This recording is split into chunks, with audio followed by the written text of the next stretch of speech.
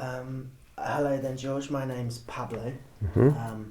I'm 24 years old. Mm-hmm. I've lived in Wolverhampton all my life, Mm-hmm. and I live in Penn, and I'm a student, and I've been sent here by BME to do this project Mm-hmm. with you. And your place of birth? Jamaica. Jamaica. From Clarendon, Jamaica. Clarendon, Jamaica. Yeah. And where is that? What part of the island is that? What do you mean? What part of the island? Where is it? Is it on the coast? Is it inland? Inland. Yes, Yeah. inland. Mm-hmm. Could you tell me what your memories are of Jamaica before you came over? Well, yes, Jamaica is a nice place, and it's only since I went back to Jamaica I really realized what a beautiful place Jamaica was. Mm-hmm. Is that because of the scenery? The scenery, yes, the scenery. Mm. How different is it to England? Well, a lot different. It's you'll find the outskirt of Jamaica very pleasant, very nice. Mm-hmm. I agree that in the inland, you see, it's not so popular as the outskirts, because you have the hotels, everything attractive around the seaside, you see. Mm-hmm. And that's the tourism. Tourism. The tourism. Yes. But yes. The Jamaica of tourism isn't the Jamaica that you knew when you grew up. No. When I was there wasn't nothing. Very small amount, but you can see it advanced. Yes, so much. Mm-hmm. So, what was your life like? Was it a small town? Was it? My life? Yeah. Was it agricultural? Agricultural. Yes. Mm-hmm. Mm-hmm. And what kind of agricultural scene was that? We have banana, coffee, sugarcane, tobacco, orange. Name them. Yes. I can imagine it was a lot of strong smells. Do you remember the smells from the agriculture, from everything? That's right. Yes. Does it bring back memories? Yes, it does. It does. Yes. And do you miss that? Yes. Yeah. Yes. Mm-hmm. And then, so I'd like to ask, what did your parents do when you were younger? My parents was a farmer. Mm-hmm. And what were they involved in? It's the same produce as what I've just mentioned. Right. And so how many brothers and sisters did you have? 8 sisters and 3 brothers of us. Mm-hmm. Wow. Mm-hmm. And big family. Yes. And where were you in the family? Where did you stand?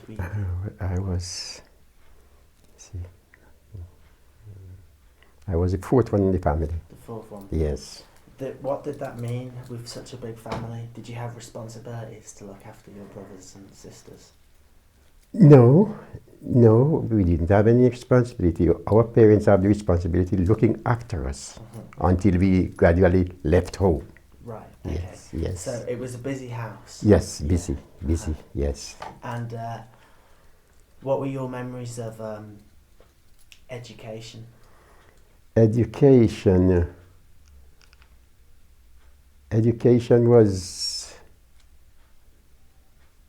wasn't so bad at that time, no. But it's improved now. It has improved vastly now. But well, education it wasn't bad, no. What did they teach you in school? Yeah, all kind of everything about they taught us about every country. If you have the brain to maintain it. But especially here, tell you about Great Britain. The mother country. The mother country, yes. Yeah. Mm-hmm. And so I spoke to someone yesterday, and they were saying that the education you had was mostly to do with England and empire. Yes, And, yes, of course. and you were taught all the literature, the books, the history, Yes, everything. yes. And so that must have given you a knowledge of a place that wasn't even your own. That's right. Yes, yes. Mm-hmm. Oh, yes. Was that strange, or was that just normal? Just normal. Just normal. It was expected. Yes, yes. And what did you think of England then, when you were younger? I think England was a great place. The way how the teacher elaborates in Great Britain. Yes. The standard of, I would know what to say, the way he taught us about Great Britain. You think it was a heaven. Yes. Was it a place of richness? Yes. Of good life. Good life. Yes. Yes. That's what I'm saying. And so then, how important was the community spirit where you lived? Like, just living in your area. Was it Friendly. friendly? Friendly. Yeah. Everybody friendly. Not like here. Everybody No friendly. animosity. No animosity. Black and white. You didn't have much white there, but if you find 2 or 3 or 4 whites, they live just like no prejudice, no nothing. Yes. Yeah. Yes. Yeah. There is no difference in skin color. No difference. No difference. No. And this was mentioned as well. I've heard that in Jamaica before there was actually a lot of different races. There was Indian, Yes. Chinese. Yes. How did everyone live together? So we live together. We live together quite all right. Yes. Oh yes. Everybody lived together. Yeah. Yes. So there was a lot of respect. Of course. Yes. That was one thing in Jamaica. Respect. It was there. It was there. Always respect. When you see what's going on today, it makes you wonder. In Jamaica, that is. In those days, when you see what's going on, even over the world now, it makes you wonder, because there was respect, especially to older people, young people. You have to respect them. Your parents tell you to respect people. Yes. Yes. And so, what were the difficult aspects of life in Jamaica when you were younger? The difficult, it was employment. Was employment. Yes. And what did that mean? That it was hard to find work? Yes, hard to find work. Well, most people in Jamaica generally find work for themselves by working. Yes, by digging, by planting plantation. Yes. And then selling. Selling it, exactly. Yes. And so, what did you want to do? What did you dream of being when you were older? Well, I didn't. When I was younger, my ambition was, I would like to be a teacher when I was growing up. Yes. And so, what education and what opportunities could you have to have gone that way? Well, it's only to go to to school. To school. And you went to school till what age? Till 15. 15. And then what did you start doing after that? Nothing. Just work along with my parents. You see. In the farm. In the farm.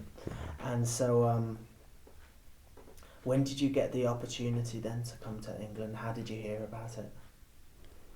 Well,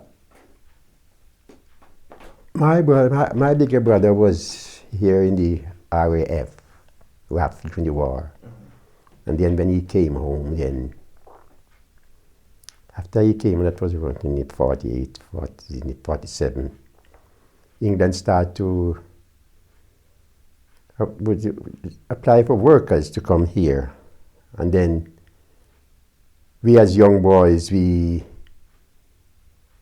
think we would take the chance and come here. That's how it happened, yes. And did you at first originally plan to go home soon, or did you think that? Say what? Say it again. I've heard that some people had a 5-year plan. Yes, yes, exactly. Yes. What was your 5-year plan? Yes, I did have a 5-year plan as well. Mm-hmm. Yes, but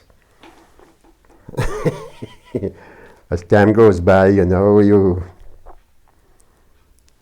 get involved with a woman, then you decide to settle in England. Mm-hmm. Mm-hmm. So, what's your first memories of? How did you get here, first of all, from Jamaica? Well, I traveled from Jamaica to Miami. I landed at Miami airport, and then we took a plane from Miami to New York, and then from New York we took a boat from New York to Southampton. Mm-hmm. Mm-hmm. So that must have been a long journey. That was 10 days on the sea. 10 days it took us from Jamaica to here. Mm-hmm. And so, what were your memories of America in between? Well, we didn't have any. We didn't have the chance to see America. Mm-hmm. No, because we were only passing through. I suppose America must have been. You must have seen it as another rich land. Yes. Mm-hmm. You could see that, but you see, say to get off the boat and to go and walk to see America, we didn't have the chance. You see. Mm-hmm. Mm-hmm. Right. Okay. Yes. And so, was it expensive to find your travel to come to England? The money? You mean from Jamaica? Yeah. Well, to me in those days, it wasn't expensive because I didn't have any money. And I told my father that I want to come to England. He gave me the fare. Mm-hmm. And that's how I come to England. Mm-hmm. Okay. Mm-hmm. And so you arrived in Southampton. Yes. And do you remember what day it was? What time of year? I landed on Southampton the 29th of August. Mm-hmm. In 1952. 1952. And was it a sunny day? Well, it was. We land in the afternoon, and then yes, it was a sunny day. Yes, it was a sunny day. Mm-hmm. Mm-hmm. And how did you feel? Did you feel optimistic about England at the time, or? No, I was really. That's where my trouble started. When seeing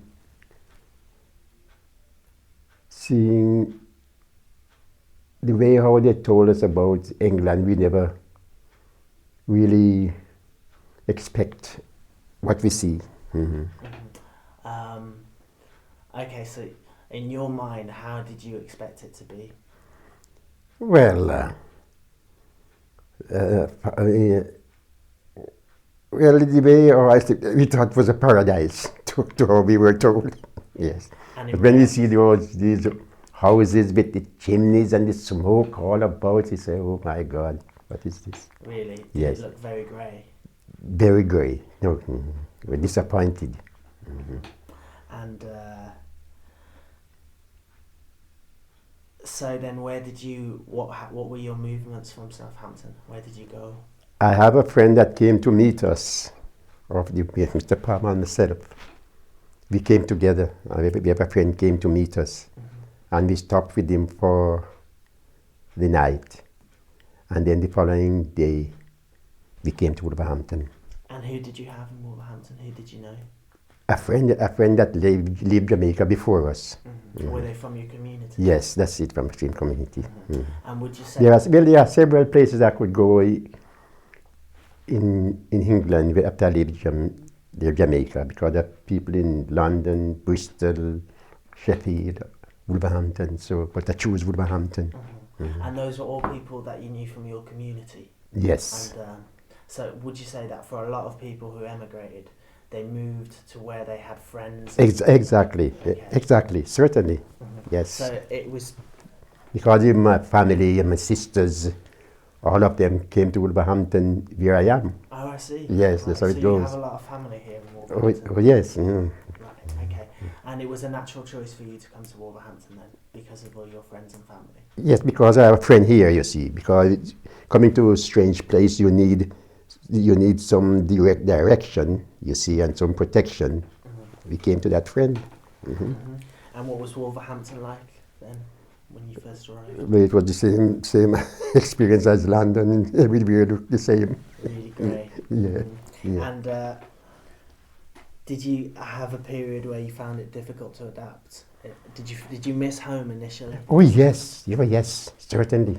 Yes, I miss home so much that when I wrote to my father, he told me to come home. Really? But I insist that for him to send me here with his money and to send me another fear again, I'll try. I'll see what's before I decide my mind. That was it. Right. So, what were you looking to do then when you first arrived? Yeah? What were you looking to do? What kind of work or? Well, at that time we would. At that time, anyone will tell you that we would take actually any work we could get. Mm-hmm. And what kind of work was on offer? What work was on offer? What did they? I get several jobs in the brickyard, in the factory, all about. And did they? What was the pay like? Oh, I would like to mention it when I told my son. I told my son what I worked when I came here. He says he can't believe it. My first pay packet was £5, 2 and 6. And that was for how much? A week's work or? Week's work. A week's work. Yes. And how did that compare to Jamaican pay? Was it better, worse? No, Jamaica was better. Jamaica was It was better. better. Yes. So things were actually worse for a long time. Yes. How did you feel about that? Did that make you angry? Angry. Yes. Yes, but still, with all that, we I would say I take up myself. I try to struggle during those. And so, was there a lot of Afro-Caribbean people in Wolverhampton at that time? I tell you something, you wouldn't believe me. When I came to Wolverhampton, the few Afro-Caribbeans in Wolverhampton, you could count them. Yeah. Yes. Yes. On one hand? On one hand, on yes. One hand. Yes. And so if you saw another Afro-Caribbean person, you'd say hello. Exactly, because we lonely and we try to make friends. But in those days now, we used to have friends all about in Birmingham, and at weekends, say Saturday and Sunday, we always go and visit just to keep in touch, you see, to make friends. And so it was important to keep family and network and of friends and everything together. Yes. Did that keep you going? Yes, that really keep us going. Friendship. Yeah. Yes. And the church, you're a member of the church now. Did you have a church when you first arrived? No. There was no church for you? Yeah, I could go to church because at that time you hear him talk about the Seventh-day Adventist Church. Yeah. It was just a small group, but at that time that wasn't in my intention. Right. It was just for me to make a living. Yeah. Okay. Yes. And how important was it for you then to make a living as a man? I know that it's important in cultures to, if you're a man, you want to be seen as strong and able to cope and financially able. Was that important to you? Very important. Yes, it was very important. Okay, so the better you did, the better you improved your self-esteem. That's right, yes.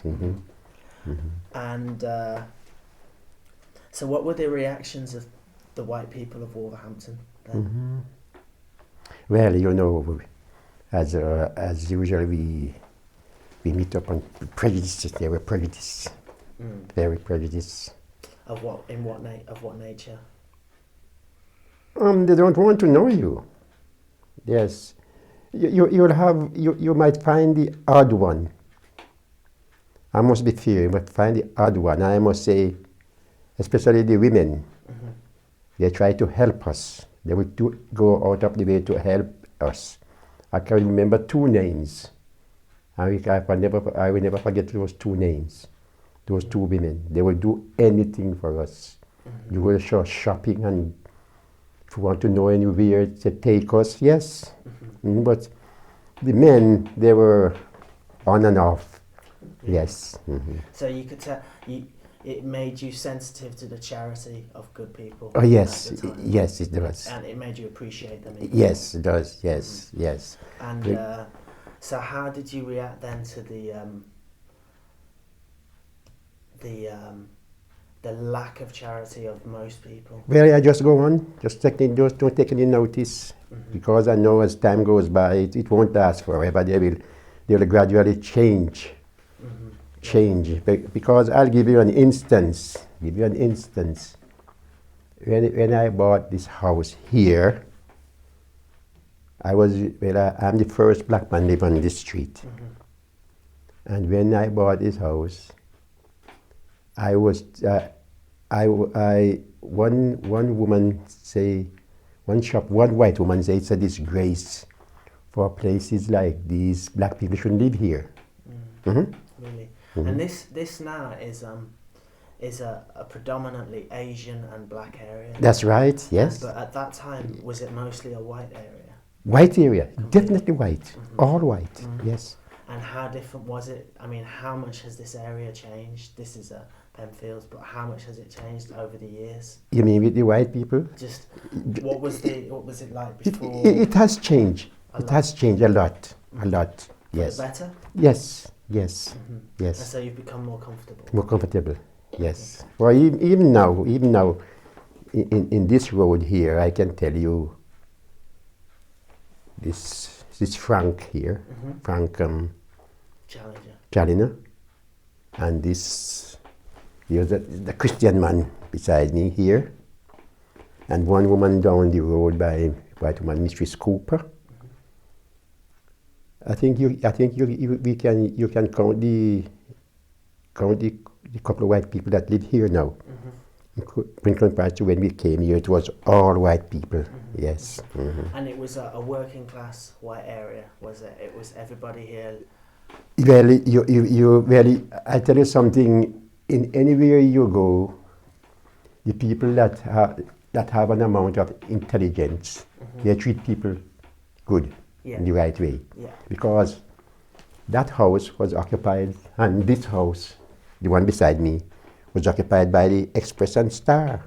All right. And the Express and Star bought them for their employers, you see. And those people, we get on very good as time goes by. Yes. Right. Yes, okay. We did. Yes. Right. And so then I've spoken to people who've had experience of they were saying that at the time you often saw signs that said no black people, no Irish people, and exclusion from certain places. Did you experience exclusion from many things? No. I heard people talk about it, but I never experienced those things. Say no. Well, if you go to I want a place to live, as you go, then they will just say. You can see the impression on their face that they don't want you. But to say, tell you plainly that you don't want any black or any Irish or any nigger. No, they didn't. But you can see you can still see the prejudice in their face. In their face. Yes. Even though they don't say it. Yes, and in their reaction.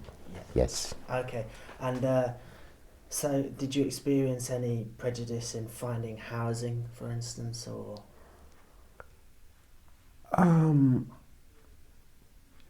No, because you know why? If I live at this house and want to go somewhere else, probably I have another friend live at that house, and I tell that friend, and he will say, there's a room here, you can have it, you see. Yeah. But no, not so much. Not so much. Not so much. No. Okay. And so then, when did you begin to start up your own family here? Pardon? When did you start your own family? Did you get married? Yes, I get married here in 1955. Pretty soon after arriving. Yes, that's. Okay. And so then, did you have children? Yes, that's where we start a family. And they've always lived here? Yes, yes. In this house? Yes, they all lived here until they all gone their own way. And how many children did you have? 6. 6 children. 6 children. Okay. And have your children settled nearby in Wolverhampton, have they? Well, I have 2 daughters living in London, 1 son living in Cheshire, and the rest in Wolverhampton. 1 live down Pinfold Lane, Penn, and the 2 live down Heath Town. Right. Yes. Okay. And so then, how did you try to maintain the your own culture and values that you had of your from Jamaica and everything, and pass that on in a predominantly way? I try to maintain the best to my ability, yes, and pass it on to my children as well. And what did you do? What did that mean? What did that involve? I try to teach them the way of life, to respect people, how to conduct themselves in every way. And what problems did they experience, your children? Well, I don't think they experience much problem, you know. I don't think so. No, I don't think so. And so they settled in Yes. better than you had. Yes, they do, because somebody, they did have somebody to settle them, but I didn't have anybody to settle you. settle me. Yes. Right, okay. So you think in a way they had it easier than you? Yes, certainly, certainly, yes. Did you learn a lot from their ease of adaptation, sort of the way they, or were you beginning to feel more settled yourself at that time? Yes, I was beginning to feel more settled. Yes. And what school did you send them to? Just the ordinary school. The 2 sons, one went to Kent University, and the other, 2 of them went to Kent University. Right. Yes, and the girl now, she, bigger girl, the girls, them, they just go to ordinary school. Right. They're doing well. They have done well. Okay. And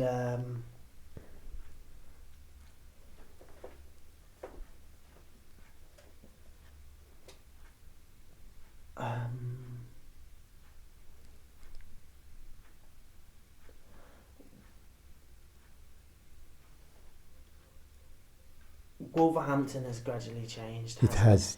And It has. I can tell you. a lot. A lot. What changes have you most noticed in Wolverhampton then? Well, the way the town has changed, you know, the government has changed the town completely. Completely. It has, yes. Sort of building. Building, yes. And everything. Everything, yes. And what was it like before then? Oh, old buildings. Very old. Yes. Was it prettier, would you say? Or No. Because when we came to Wolverhampton, there was only one traffic light in Wolverhampton. Really? By Princess Square. But then they built up the whole They built up. shopping mall and everything. That Yes, was and later, wasn't it? yes. 60s, 70s? That's why they built the Billy Mander Center and such, and then they built the university and all those places. Yes, a better place. Yes, It's a better place. yes, oh yes, very nice. So, what did you do?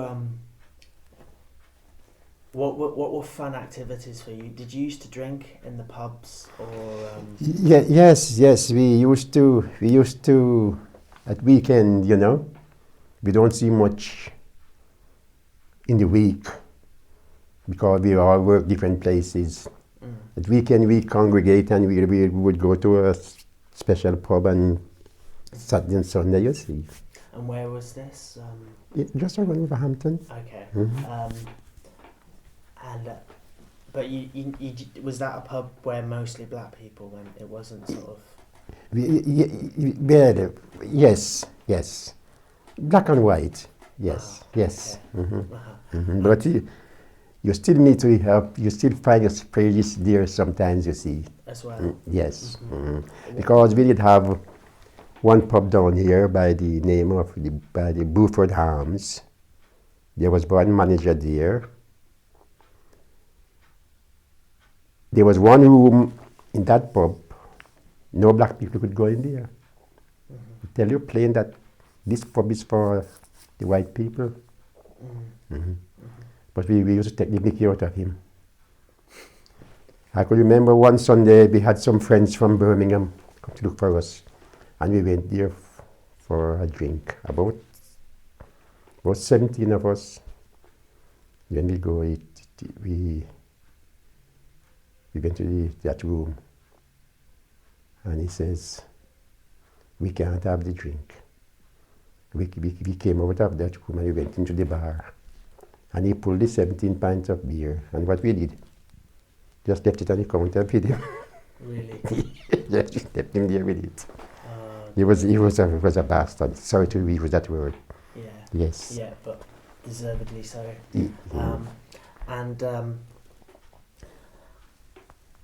Did it not make you angry that there wasn't laws that protected your rights to do? That's right. Yeah. Yes. Did you feel unrepresented? Unrepresented. It's one thing well, in every race you find good and bad. When it comes to the police, you have some of them were very helpful to us. Very helpful. They would go up the way to put you in the right way. Yes. But otherwise? Otherwise, yes. There just wasn't anything? Wasn't any. Yes. Okay. And so then, how did fashions and everything change over the years, and your interest in the place and everything, music and everything? Yes, as time goes by, as for we, the West Indians, we like to be well dressed. Yeah. And you can see the English people, they were changing to our tradition. Yes. Because when we came here, they were, yes, I wouldn't say much. Yeah. So it's always been important then to be well dressed. Yes, certainly. Besides how much you earn, or besides, always important. What's important? Go out decent, well dressed. Yes. And did the fashions have changed a lot over the years, haven't they? And how have you experienced that your fashions have affected everyone else? It has affected everyone else. Yes, it has. Yes, I think our fashion becomes. Sometimes I would say probably it's a competition. Yes. Yeah. And were you competitive as a young man in your fashion tastes? Yes. Well? Yes. Yes. And what was the fashion like for you as a young man? Like, how did you prove yourself better and more above other people? Like.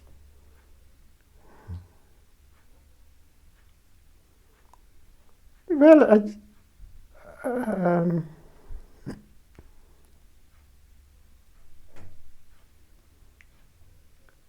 but I didn't think myself better than any people, than anybody. I just dressed the way I know I should dress and go out. Yes. Okay.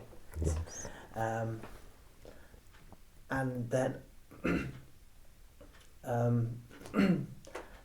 moving on then to talk about sort of politics and have you ever had any participation politically? No. And even though as a black man you experienced prejudice and everything, did you not want to sort of have a political voice? No. When it comes to politics, I'm not that keen on it. I just left it where it is. Yes. Why is that? I don't know. I just don't have any keen interest in politics. No. Are you cynical of it? Yes. I don't know. Yes. Okay. And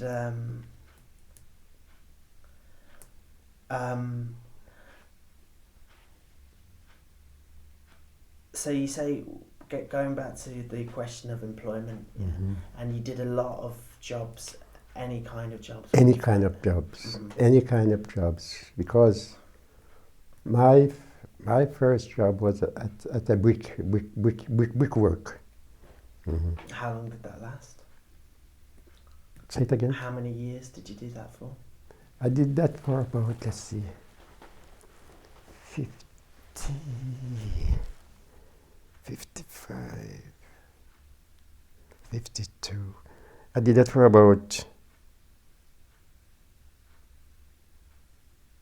18 months. And then I moved on to another factory. Then I moved on to another factory where they make motor components. And then I left from there, went to another factory. Then I left that one, and my last job that I went was on the buses. Right, okay. And was that your most established job then? Yes. Working, how many years did that last then? I worked on the buses for 28 years. 28 years, it's a long time. And were you a bus driver? Yes, yes. Did you enjoy that? Oh yes, I did. Yes. How did that make you feel? What did it give you in your life? I enjoyed that job because I make a lot of friends, and people becomes more friendly, and especially if you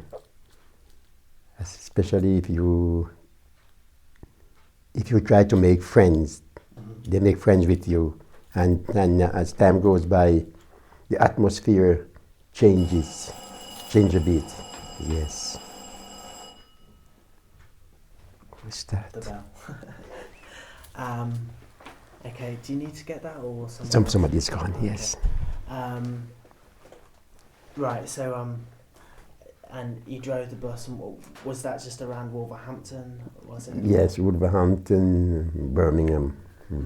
So then you'd say that you know Wolverhampton like the back of your hand. Oh yes. You know, yes. And does that make you enjoy Wolverhampton? That's more, right. Love it? Yes. And do you have fun memories then? Oh yes, I do. Right. Okay. And would you say it's a job that has a lot of humour in it? And, yes. Oh yes. Yeah. Oh yes. What kind of humour? Just sort of. Yes. Well, as I say, you make a lot of friends. That's the humour. Yeah. Okay. And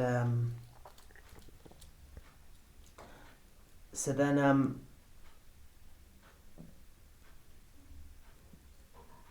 I just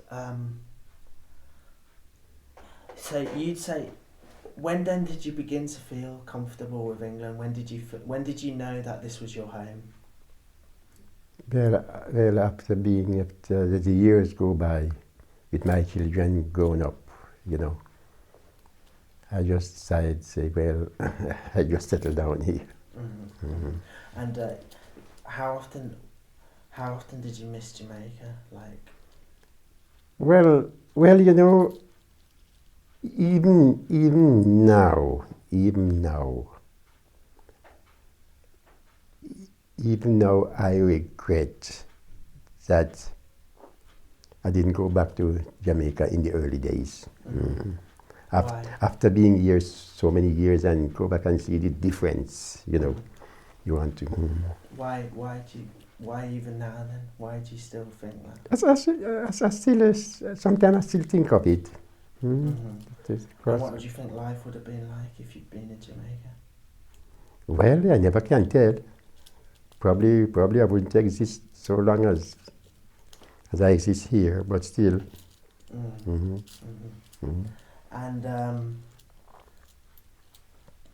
And would you say then that you're happy with your achievements that you've made in England? Well, might as well, yes. Yeah.